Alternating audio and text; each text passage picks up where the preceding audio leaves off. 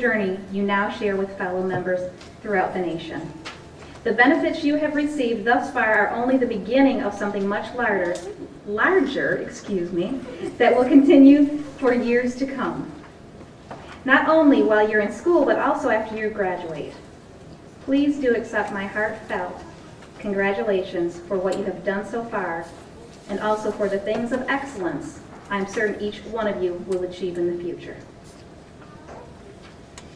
Ladies and gentlemen, on your program today, you have on the front cover the shield of the National Society of Leadership and Success. As we begin, I would like to direct you to that, where you will find the purpose and the vision for our members. The Greek letters for the National Society are Sigma Alpha Pi, SAP. Sigma Alpha Pi, Sigma designating success, Alpha for action, Pi for purpose.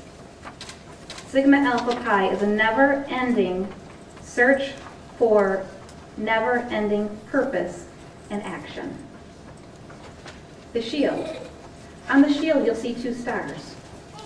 Because no one person can succeed alone, and the 2 stars on the crest symbolize the help of at least one other person that balances success. You'll also see a 5-pointed star. Each point on that star refers to a different key quality of a successful leader.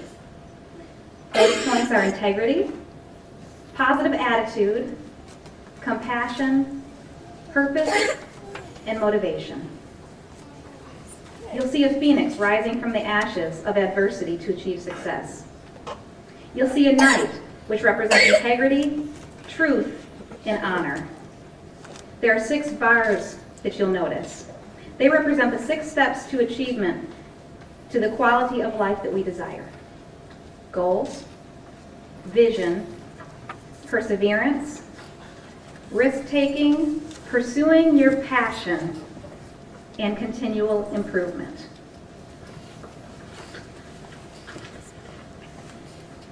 In just 6 short months, Wilson Community College has established a chapter of 181 members, 58 of whom will be inducted this evening, 36 who will be inducted as presidential members due to their excellent GPA, and 20 who have earned the National Engaged Leader Award.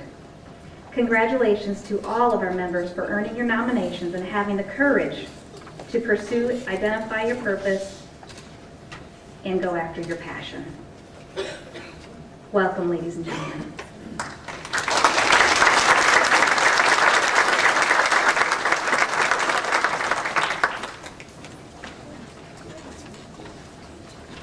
Thank you, Ms. Leitner, for the wonderful introduction to the National Society of Leadership and Success. My name is Gentry Buchan, and I have the honor of being inducted this evening into the Society, as well as the pleasure of introducing our keynote speaker, Dr. Rusty Stevens. Dr. Stevens and his wife, Sandra, are blessed with a daughter, Heather, a son-in-law, Alex, 2 grandsons, Charles and Joseph. Dr. Stevens reports to being born at a very young age in Rome, Georgia, where he was taken against his will at the age of 3 to the great northern city of Miami, Florida. There he developed an appreciation of the great diversity of America.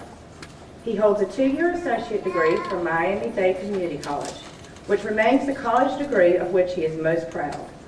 He also holds a bachelor's and master's degrees from Florida State University and a doctorate of education from Virginia Tech. In his over 40-year community college career, he has served as an instructor, dean, vice president, and president. Since 2003, we've had the honor of having him as the president here at the Wilson Community College in Wilson, North Carolina. Dr. Stevens has many other interests. Some of these are sustainability and human relations and future of civil society, trees, renewable energy, the Industrial Revolution, healthy high-performance buildings, esoteric philosophy, quantum physics, the theory of everything, writing, flying, painting, pickup truck preservation, and alternative fuel vehicle conversion, and the works of Thomas Jefferson and Miss Piggy.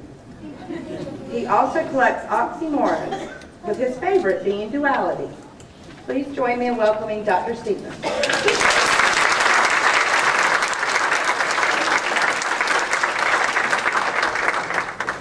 Ladies and gentlemen, thank you. It's a privilege to be here. I hope I've been at least a little successful in striking a blow against boring bios. Still that one, I got to work on it. You read a little bit and I'm not off there. Thank you. I also want to add welcome, because that is my more traditional role and my privilege to say welcome to people of our community. Welcome to Wilson Community College, a unique place in America. When Thomas Jefferson invented the community college, he didn't know we'd have one in Wilson, but he was thinking about one just like this, where students could stay near home like I did, keep a part-time job like I did, go to school, work, decide what life was about, transition, and go off to the university. In the case of the community college I graduated from, a little place called Miami-Dade, at the time it was the largest community college in the world. It is today the largest community college in the world. When I transferred to Florida State University from Miami-Dade, I went to a smaller school. It was a great experience for me. I congratulate you and I thank you and I welcome you. It's also a privilege to talk to you about leadership. And when Ms. Lackner asked if I would make some comments about leadership, I first said, I'll be glad to. And then as I began to look into it, I thought, there's a lot here. The path I have chosen is a good news, bad news path. The path I have chosen, I hope, will inform you. I hope it will challenge you, and at the end of whatever I have to say, I'm sure it will be obvious my own vast ignorance on this incredible human subject. First of all, I want to say to you, the generation that you're coming up from, and in community colleges, we bracket generations from mid-20s to about 40, because we tend to be older. The generation you're coming up into is being left a mess. Being left a mess by my generation and the generation before me. I'm a baby boomer. The generation before me spoiled the heck out of us boomers. I was born into one of the most fortunate times in American history, and I was born into three groups, all of which were the best group to be born into at the time. Male, baby boomer, white. Guys, I had a ticket, and it was great. Only later did I learn there were others who needed my help. Only later did I learn that there were others who weren't as fortunate. Sometimes a lot smarter than me, sometimes working harder than me. But they didn't have my color, they didn't have my age. And I enjoyed those advantages, and it's time to give it back. Whatever you have, you owe. And whatever you've been given, you must give back. That's one of the rules of leadership. I will say to you that this world is troubled. I'm an optimist and I'm going to give you good news, but this world is troubled. The secret for weapons of mass destruction is loose on the planet. We have more semi-wars than ever in history. The most powerful nations in the world have the capacity to destroy all life on this planet 1,000 times over. And the smaller nations not armed with those devices desperately want them. We live in a world where over half of us live on $2 a day or less. Over half of us try to live on $2. Think about living on $2 a day. We live in a world where the group that is expanding the most quickly are those that need the most help. By 2018, 3.5 years from now, over half of the children in America will be children of color. Beautiful shades of brown. But we also know what that means. It means there's a good chance they'll be born into poverty. There's a good chance they will not do as well in school. There's a good chance they will not be as well nourished. There's a good chance they'll have one parent. There's a good chance their homes will be characterized by chaos, disarray, and sometimes abuse. This legacy that we're leaving our children and grandchildren of a nation that is growing in the wrong direction does not bode well for your generation. I keep telling you I'm going to get to the optimistic part, and I am. But the point is, if you're coming to leadership now, if you said for whatever reason, I want to look seriously at leading, I congratulate you. Because it is my opinion, I label this opinion. Caring, informed, insightful, intuitive, visionary, and loving leadership is among the most needed and the least valued of all the things we think, say, and do. It is the most important commodity day in, day out, on the ground, on the street, in the groups, in the place where you will learn leadership and rise to leadership than anything else. Provided it's informed and open-eyed and service-based leadership. Therefore, I'm humbled for the opportunity to visit and share some observations on leadership. Some of this will be what I call the gospel according to Rusty. And it's going to be worth exactly what I'm charging you. Unless you decide differently. And it's your decision, not mine. First of all, I would say to you, any effort to define leadership is immediately doomed to failure. Woeful failure. However, never let it be said that I was deterred by something that appeared like it was failure prone on the front end. If that's where you ever are, you're going to be stuck as a leader. Leadership is first and foremost about ethics. Ethics matter. Let me say that differently. Ethics matter. Let me say that differently. Ethics matter. If you're not an ethical person, you can learn to be an ethical person. You will never lead if you are not an ethical person. Short term, you might claim the helm. Short term, you might think you're in the driver's seat, and you will take us all to the rocks. Because leadership brings people with it. First and foremost, if leadership is about ethics, it is ultimately a spiritual activity that you must practice constantly. A spiritual activity means you've got your heart in it and you're growing and your people are growing. A spiritual activity means day in, day out, you understand that you're working on right relationship. That is an ancient philosophical term that is found in the oldest writings of humanity going back 20,000 years. Right relationship. It's easy to define and very, very difficult to do. Right relationship is defined in every scripture in the world and in every language in the world. It all says something like the following. From Judaism and Christianity, from Leviticus, you shall love your neighbor as yourself. From the Christian Bible, Matthew, whatever you wish that men would do to you, do so to them. Islam defines it as follows. Not one of you is a believer until he loves for his brother what he loves for himself. Jainism says a man should wander about and treat all creatures as he himself would be treated. Confucianism says, try your best to treat others as you would wish to be treated.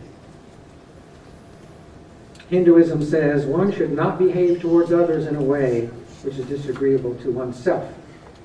This is the essence of morality. All other activities are due to selfish desire. We dismiss it by using the term with which we describe it, the Golden Rule. All the major religions, and I just read from each one of them in every culture, says this is at its core. One of my great friends, a great teacher, is a rabbi. And he used to tell me on an often basis, when I would see him often, he said, Rusty, remember, the core of the Torah simply says, love thy neighbor, and everything else is commentary. The Torah weighs about 50 pounds. Everything else is commentary. Until we learn the centrality of right relationship with its requirement of a constant focus on ethics, we cannot become good leaders. We will not address the unity of all things, and we will have no peace. The reason I started my comments talking about war and the possibility of war and the great weapons of war is because we do not have peace.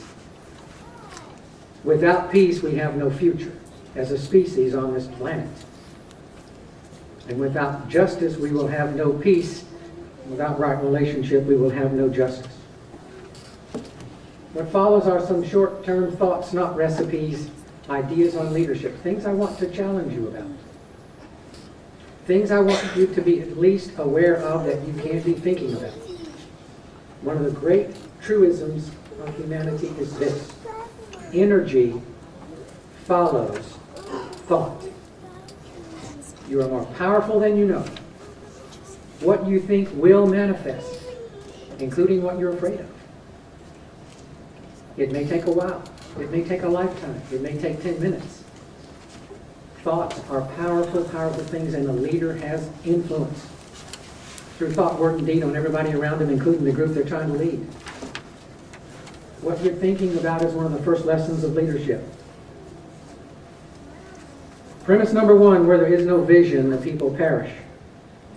Premise number 2, leadership must learn to do 2 things, and only 2 things. I charge you to learn to do only 2 things. 1, find a source of inspiration and become and renew your own inspiration and ability to inspire others so that they seek and pursue vision. Number 2, share this in such a way that you equally inspire those that you have come to lead. Good leaders are good followers. Leadership is not management.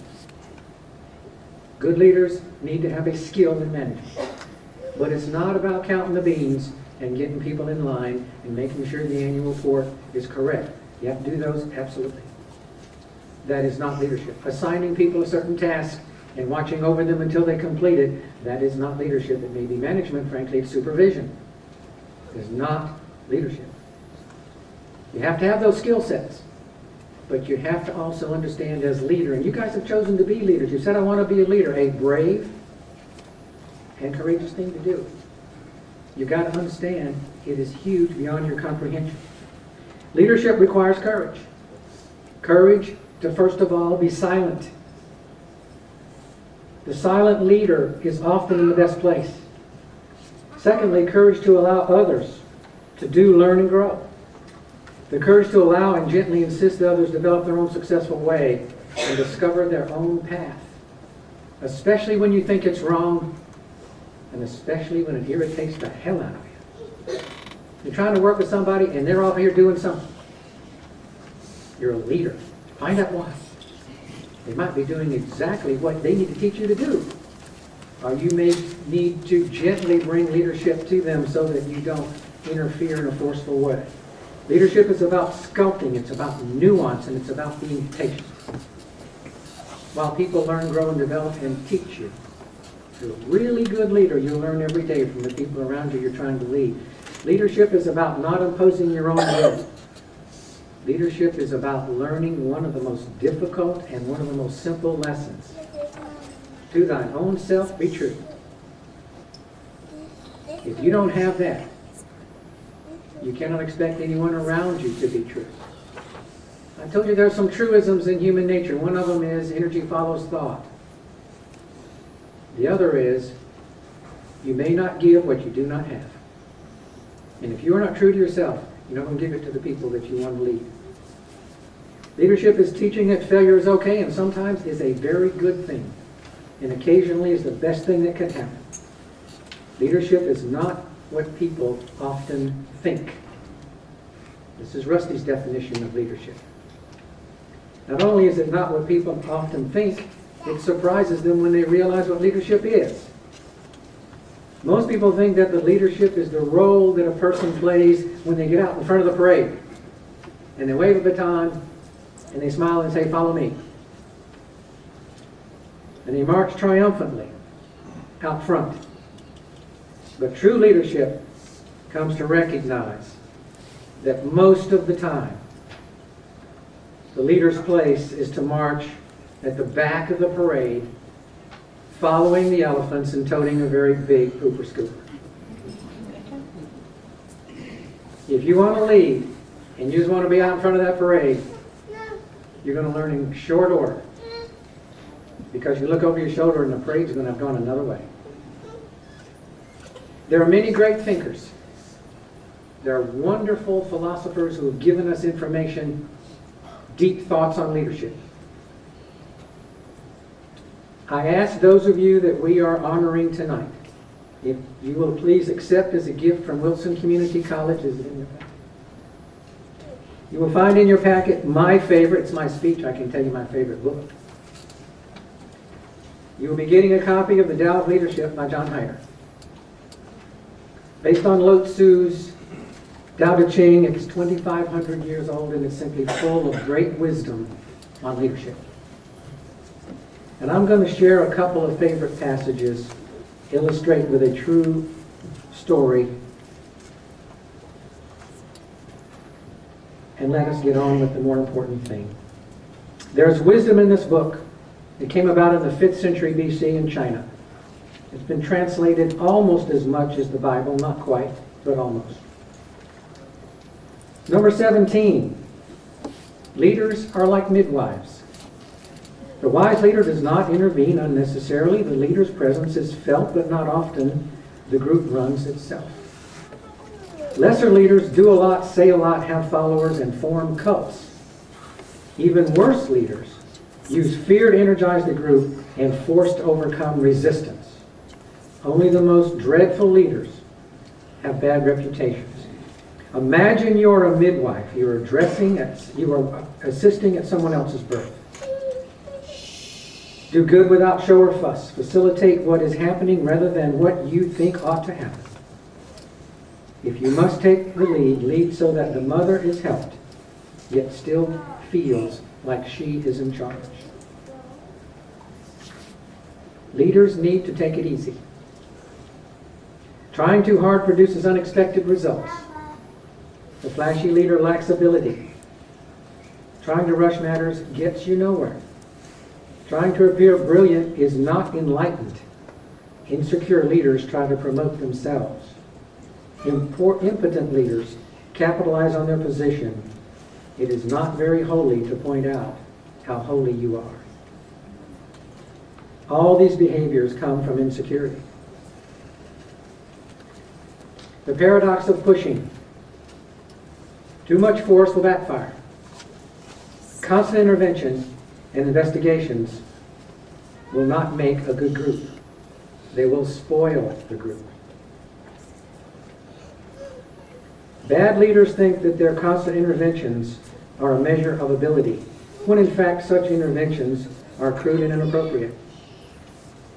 They think that their leadership position gives them absolute authority, when in fact this behavior diminishes their respect in the eyes of others.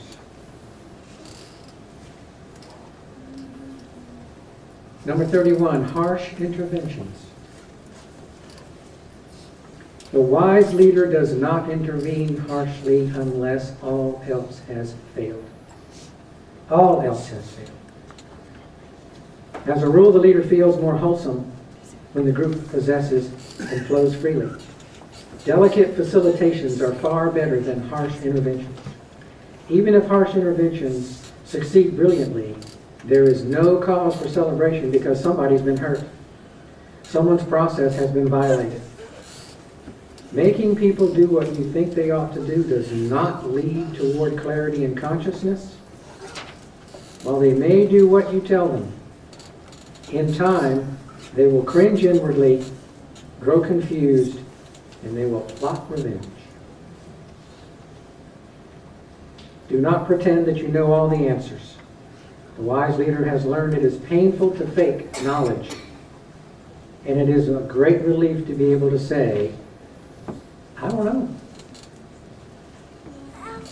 The last thing I will share with you is a technique, when all else fails, that will lead you on the road to leadership. It will lead you, it will give you a tool in the darkest of night and in the brightest of day.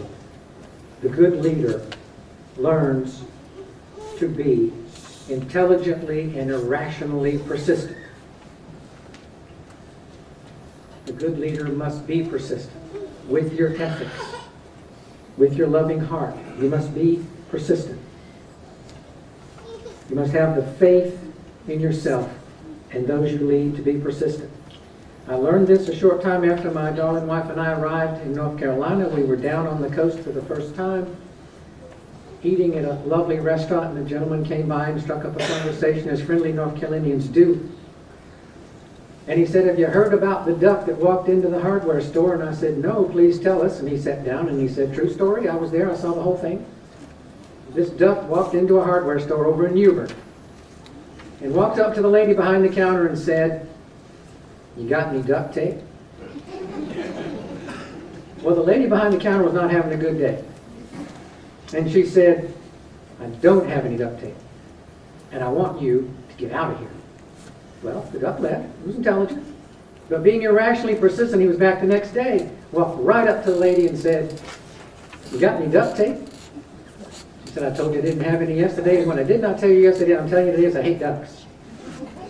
As a matter of fact, I can't stand them. Now, if you don't get out of here, I'm going to take one 20-penny nail," which, in case you don't know what it is a big nail, "and I'm going to nail your funny little feet to the floor." Well, the duck was intelligent enough to leave. But he was also irrationally persistent. He was back the next day and he said, "Ma'am, do you have any of those 20-penny nails?" And she said, "I'm fresh out." And he said, "You got any duct tape?"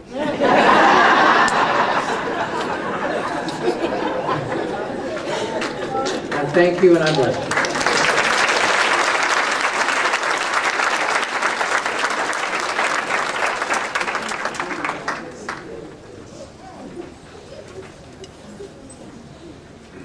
Thank you, Dr. Stevens, for that incredible speech. Good evening. First off, congratulations to everyone here, parents, siblings, and inductees. My name is Jose Guevara. I will be doing a member's reflection. Sorry. Let me talk a little about myself. I was born in Texas. I graduated high school in 2010 from Southern Nash. I am the first in my family to graduate high school and attend college, but that does not make me the smartest. The reason I joined college was after watching the movie Stomp the Yard, it inspired me to get up and go to college. It also showed me that I missed school. I started attending Wilson Community College in the spring semester of 2012. I have been part-time for a couple semesters, but now I attend full-time. From all this, you can sum up that I am not the strongest, fastest, or smartest, but I will always be the one who tries their best, because my glory days are not over, they have only just begun. Now, on to our Success Networking Team, or S&Ts as we call them. After my first Success Networking Team meeting with Ms. Arnold and Ms. Langner, I felt good having joined the society, but nervous to step out as a leader. I volunteered to become a facilitator. As a facilitator, it is your responsibility to arrange the meetings, keep attendance, and plan and schedule future meetings. And all it took was Ms. Langner to stare at me and ask, "Jose, do you want to be a facilitator? Come on, you can do it." So I signed up. The S&T has helped me first by being a facilitator, which has sharpened my leadership skills and helped inspire and be inspired by my team, which I try to do, and they definitely do. Let me introduce my S&T group, or the A-Team, as we call ourselves. We are the first group to have all inducted members and have everyone complete the National Engaged Leadership Award requirements. First up, Shaquana Hayward. She is the heart of our group because she gets us pumping. Donna Rhodes is the brain because of her great knowledge. Rhonda Summerlin is our team muscle because there is great strength in her. Sam Twady is the soul because he is always joyful. And Willa Fink is the blood because of her determination to complete her goals no matter what. All these traits can be switched around to everyone. To many of us, the S&Ts are the best part of the society because we know success is a team effort. Now, in my opinion, we have the two best advisors any chapter could ask for, Ms. Alyssa Arnold and Ms. Sandra Lagner. Chatting with Ms. Lagner is always a delight. She always has a positive attitude and keeps me motivated, inspires me, and demonstrates some of the best leadership skills I have ever seen. Even though I try to keep our meetings 30 minutes to an hour, we always go over the time limit, but I definitely enjoy every minute. She has lots of amazing stories, which makes me think she lives the you only live once lifestyle. YOLO. She always keeps me thinking outside the box. And with Miss Alyssa Arnold, Although in my program major I have no specific advisor, I consider Ms. Arnold my main advisor. She is always willing to help me as much as possible, but at the same time makes me think. She is the nicest counselor I have ever met. I will forever be grateful with her because of her helping me make a resume. It helped me get a job as a tutor, and that helped me gain my confidence in myself. Just last week, I was in her office telling her how nervous I was about this. She pretty much told me the harder the struggle, the more glorious the triumph will feel. Both are great, trustworthy leaders and the best advisors I ever had. From them, I take that if it doesn't challenge you, it does not change you. Now, like everyone here, I value and love my family. And there comes a moment when you realize how your family has impacted your life. My dad has taught me not to just do the job I am assigned to do, but do it better. Or like Thomas Edison said, if there's a way to do it better, find it. My mom has taught me to be helpful.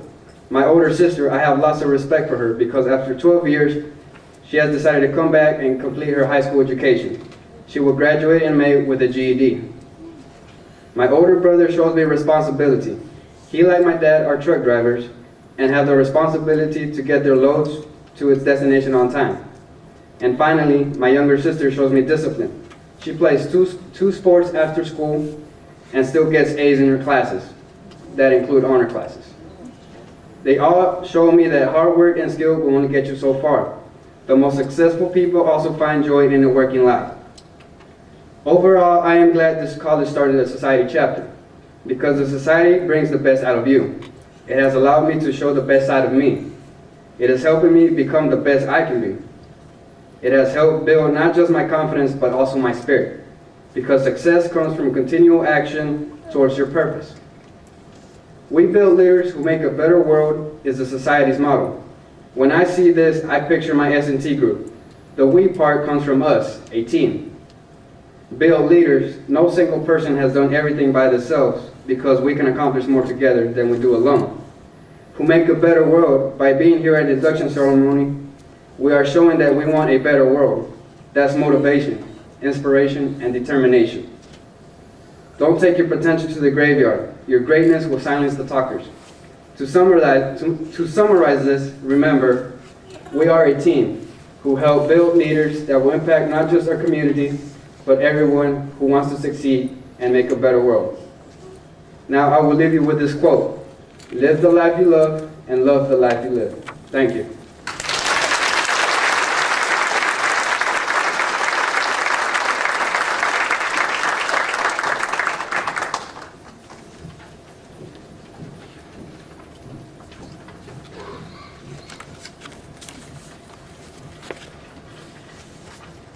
Ladies and gentlemen, family and friends, welcome to the first induction ceremony for the National Society of Leadership and Success.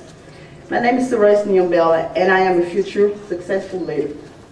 When I first joined the society, I really didn't know what I was really getting myself into. I just thought it would look good on my resume and life would go on.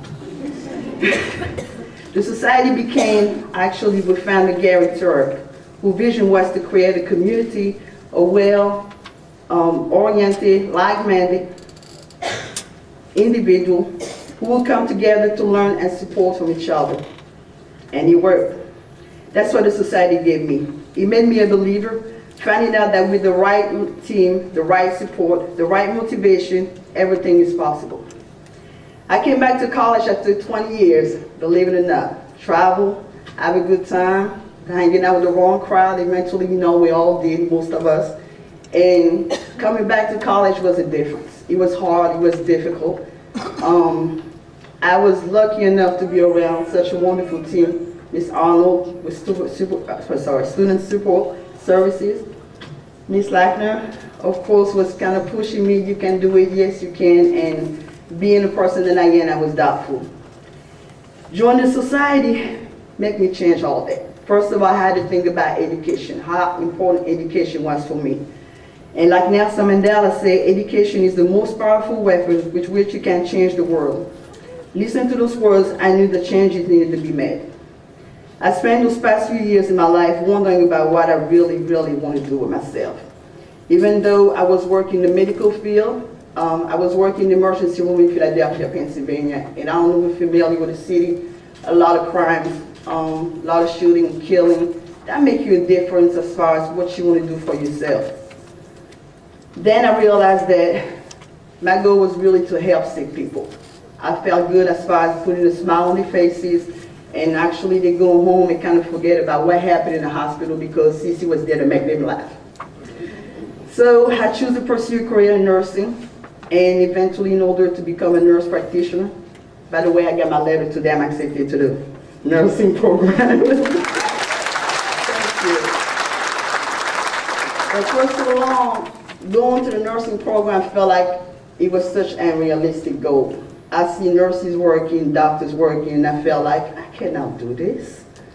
You know, it's just like you be watching TV and you see what they're doing, what's going on and what everybody's doing, and you're thinking, oh, this is Hollywood. No. Real life was not like that. So I was kind of a little skeptical, scared, worried. Even though I did sign up for the nursing program, I was still questioning myself. And thanks to my wonderful team, I would like to say a special thank you in parentheses to Ivy Royce. Ivy, thank you so much for being there for me. I would like to thank my fiancé, Brandon Reed, Miss Sandy, Miss Alisa. It was hard, but thanks to you guys, you put me on the right track, and thank you, and I appreciate that.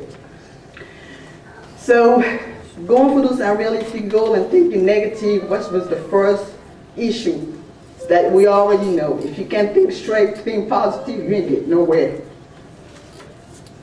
I doubted myself.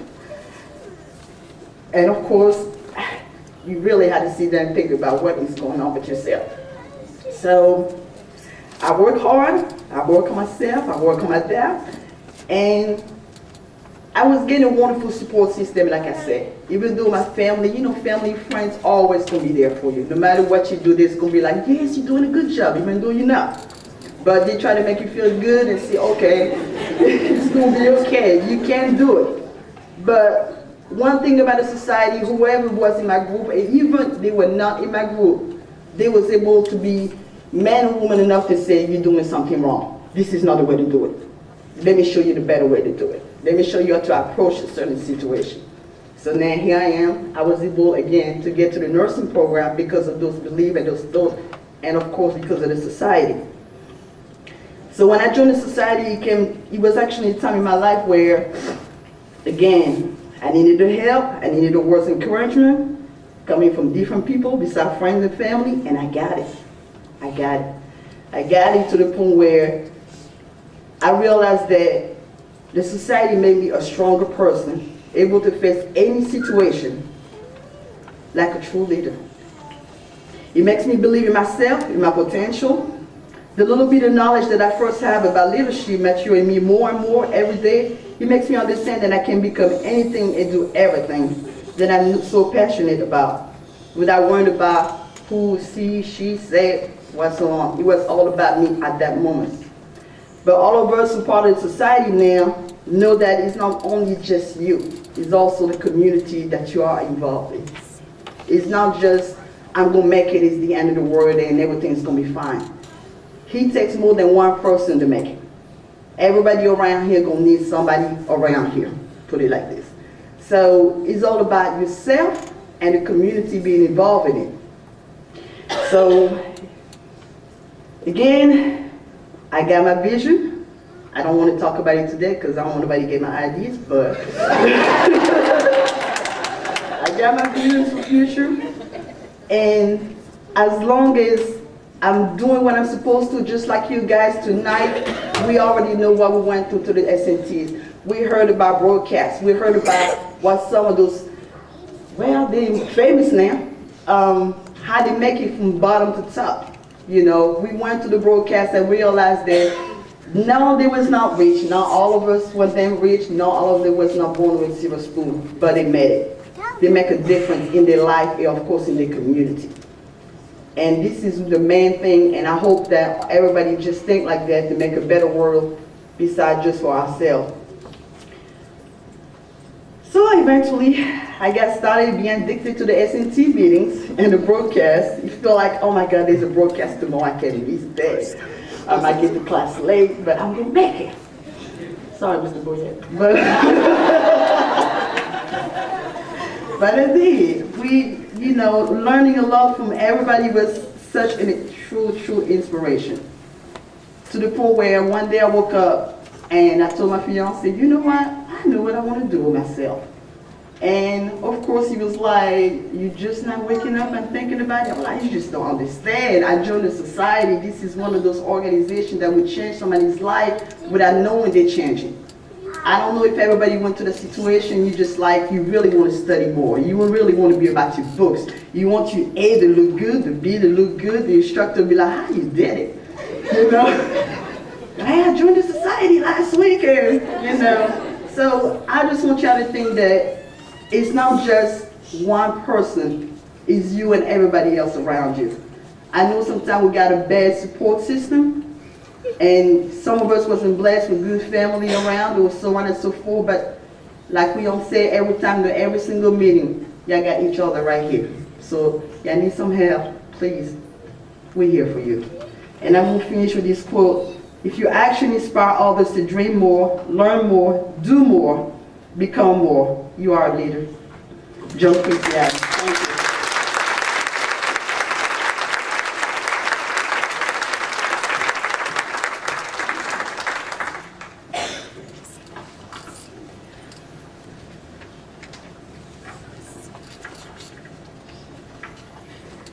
Well, I think that Jose and Cece really summed up. They truly are the faces of Wilson Community College chapter of the National Society.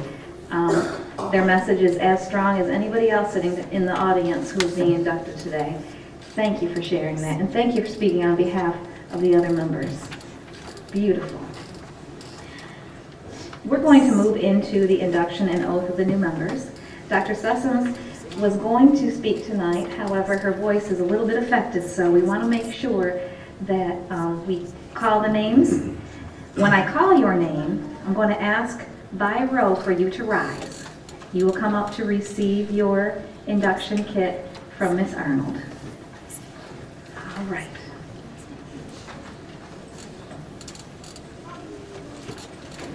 All right, if the first row would please stand. Family, friends, and guests, please hold your applause until all inductees have been recognized and the oath has been recited.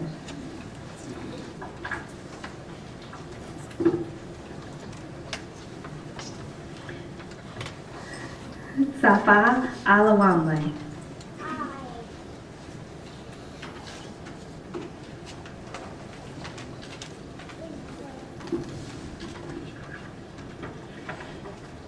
Daisy Alvarez.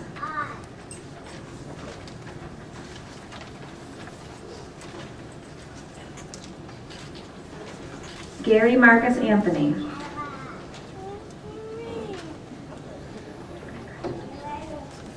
Manmeet Aurora.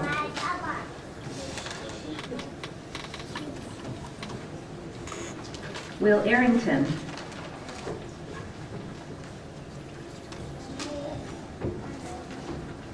Helen Arrington.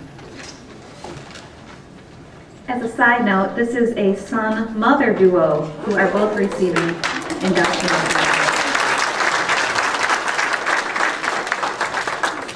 Shaletta Arrington Harris. Reva Boykin.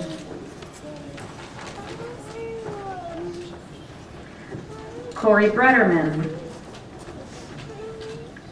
Gentry Buchan. Alexis Carter. Harry Carter Jr. Susan Daniels.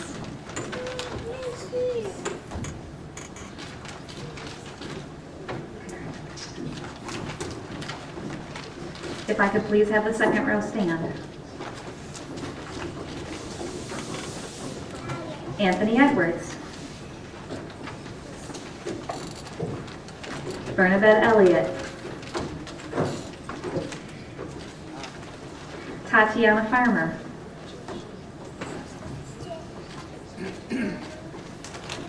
Mary Farmer.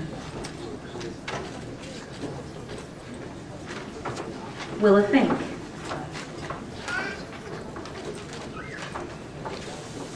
Caitlin Grant. Cynthia Green. Jose Guevara.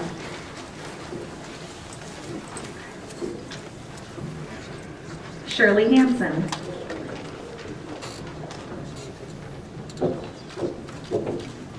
Cornelius Hardy. Shaquana Hayward. Shanika Hinnett.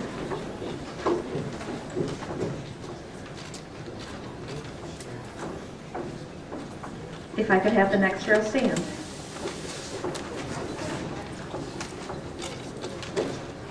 Rashida Johnson. Melissa Joyner. Taylor Massey. Tyrone McCoy. William Moore. Hassan Maharam. Itzam Maharam. Kiana Neal. Jessica Pate. Sarah Niambella.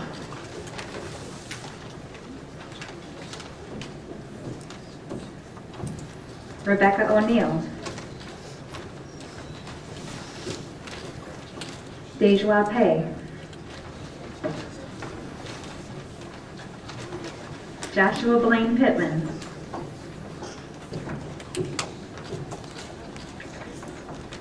Haley Platt.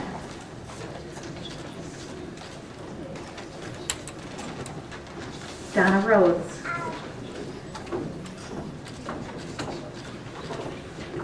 Bryson Richardson. Vidalfo Rodriguez. Evalise Ruiz. Akila Satterwhite. Tracy Smith.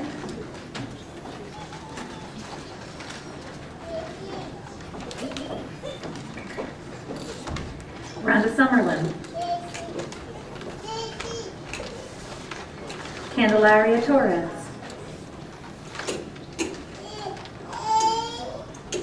Sam Twaiti. Chigozie Yuda.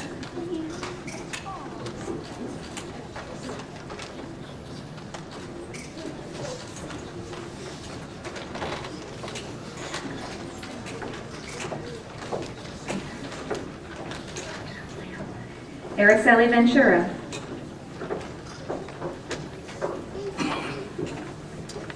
Cindy Wall.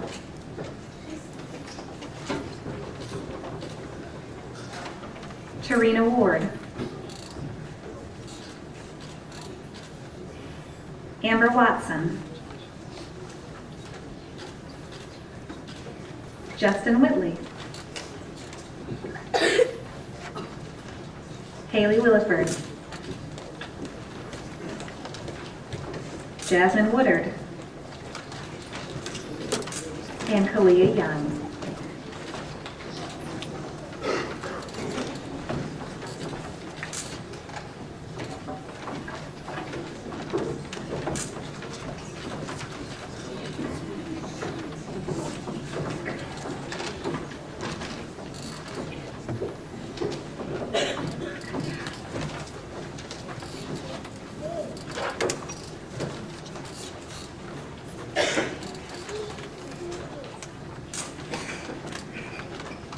Ladies and gentlemen, in your lifetime membership packet, you have received the Society lapel pin. Wear this pin as a badge of distinction. By wearing the pin often, you will be promoting and exemplifying the qualities of leadership that you have been learning through the completion of the requirements to become a member of the society. Wear this pin with pride for your accomplishment. On behalf of Wilson Community College chapter of Sigma Alpha Pi, I welcome you as candidates for induction and congratulate you on your achievement. In the college setting, we seek first to help you develop your minds. However, upon graduation is not only intellectual prowess, but also leadership and integrity that will guide you through life to achieve your success. Through the National Society of Leadership and Success, we seek to help you develop these characteristics. By completing the membership requirements, you have signified your commitment to the mission of the society.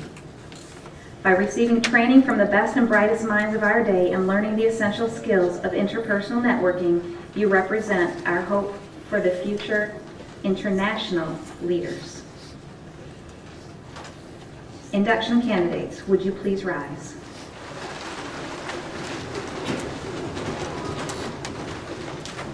Would you please repeat after me? I promise to uphold the highest standards of scholarship, service, leadership, and character of the Wilson Community College chapter of the National Society of Leadership and Success. Ladies and gentlemen, friends, family, and guests, it's with great pleasure that I congratulate and present to you these, the newest inductees of the National Society of Leadership and Success.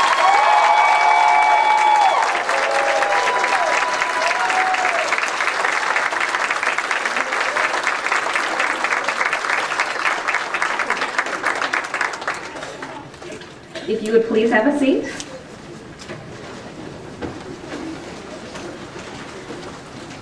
We will have Mr. Boyd also recognize some of our chapter awards and recognitions.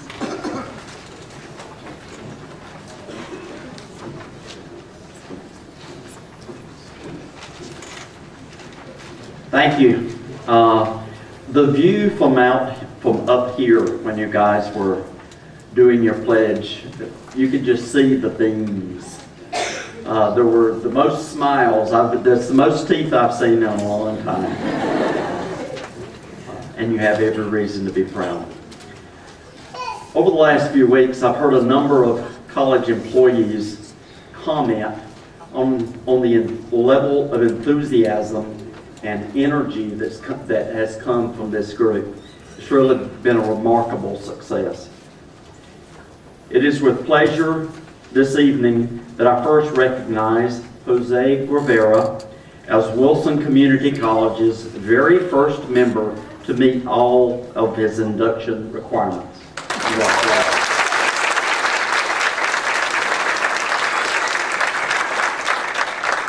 It is also my pleasure to recognize 20 individuals who have gone above and beyond the standard requirements for lifetime membership to achieve the National Engaged Leader Award.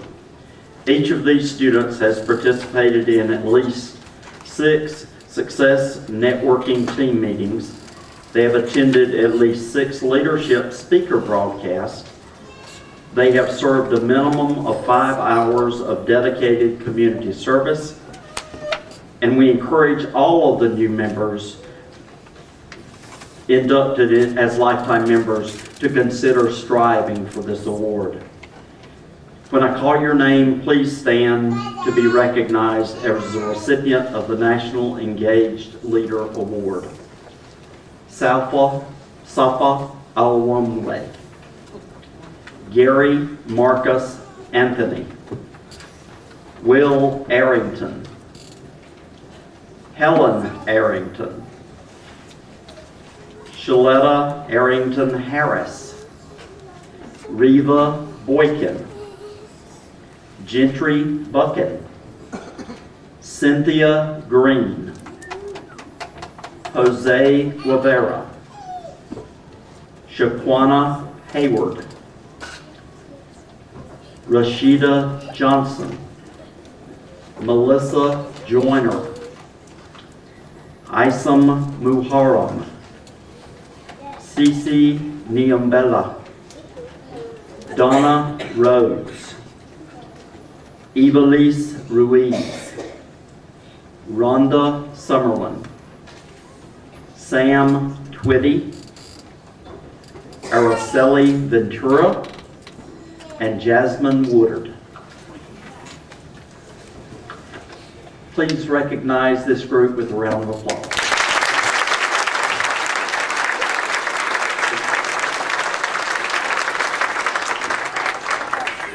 Success networking teams were formed to create a safe and confidential environment to share dreams, establish goals, and encourage and hold each other accountable to reaching goals.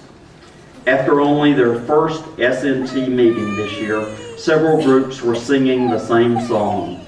They said, "Miss Lackner, Miss Arnold, we have the best SNT on campus." Our group is awesome. We didn't know each other before, but we've really connected. We're already working on action steps to reach our goals. The SNTs are where so many of our members find their greatest benefit to development that couldn't happen without excellent student facilitators who create the proper environment for things to grow. When I call your name, please stand at your seat to be recognized for your leadership as a Success Networking Team Facilitator.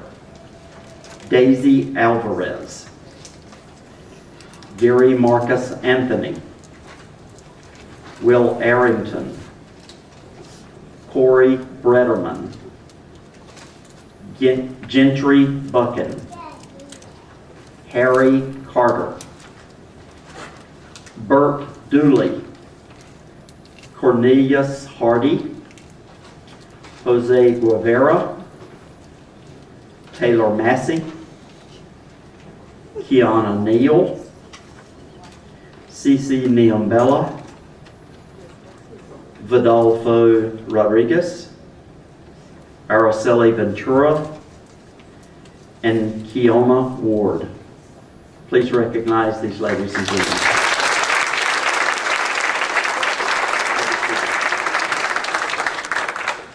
One of the SNT groups in particular worked diligently to listen to each other's needs, encourage each other's goal achievement, and embrace expansion through individual comfort levels.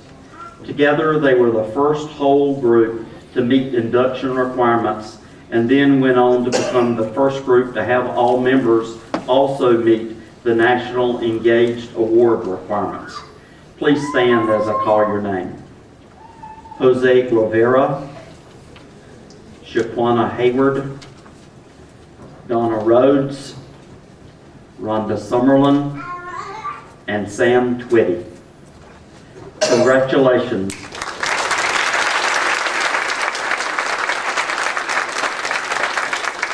Your certificates for lifetime membership are in your kit, your packets. Thank you.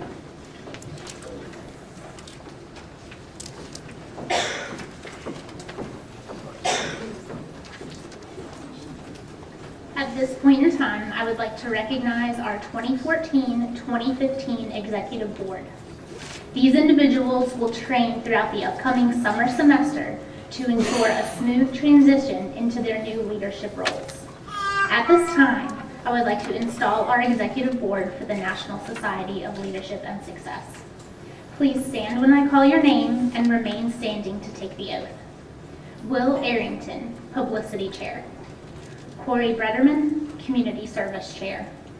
Bert Dooley, Membership Outreach Coordinator. Jose Guevara, Society Events Chair.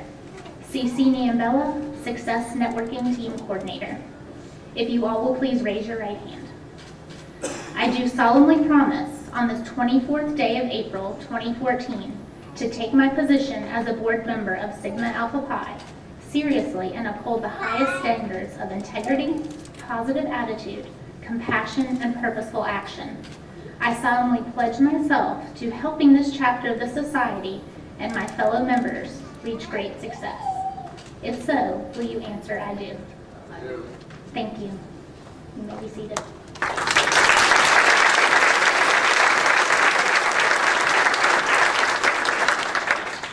Ms. Lackner and I look forward to working with each and every one of you over the upcoming academic year to reach out to a bunch of new individuals on this campus, encouraging them to join this wonderful organization here at Wilson Community College. If you would, again, please join me in celebrating our executive board.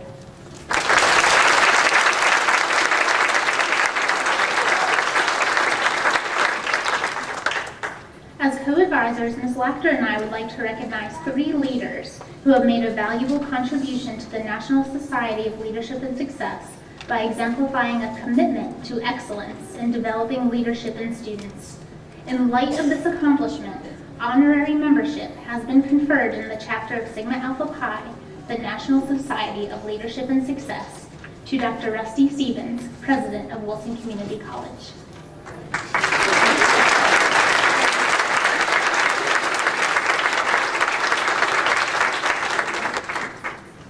Dr. Janice Sessoms, Vice President of Instruction and Student Development.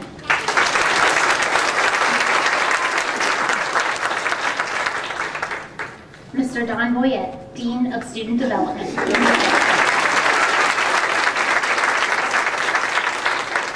Please join me in congratulating our honorary members.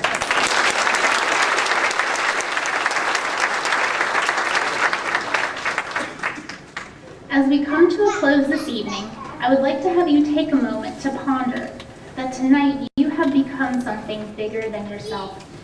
You are now one of over 357,000 members, spanning over 417 colleges nationwide. By aligning your efforts with something bigger than yourself or your own achievements, you infuse your efforts with passion and purpose. And so I charge each and every one of you this evening to pursue that passion and purpose. Improvement comes from people working together, challenging each other, and supporting each other every day. Success is a team sport, and that is where leadership becomes vital. To be a great leader, you need to live your life with passion and purpose. To inspire people, you need to spark movements.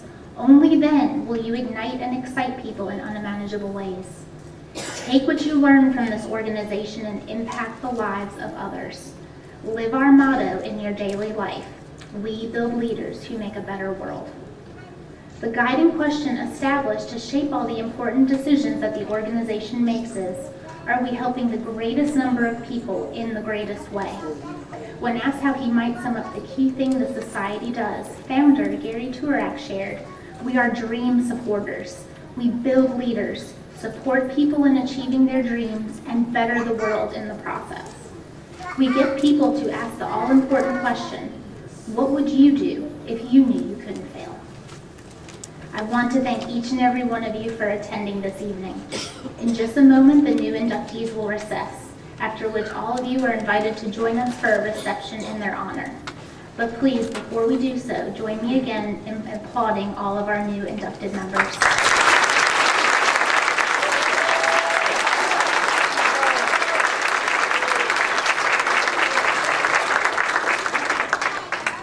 And now will everyone please stand as our new inducted members of the National Society of Leadership and Success recess.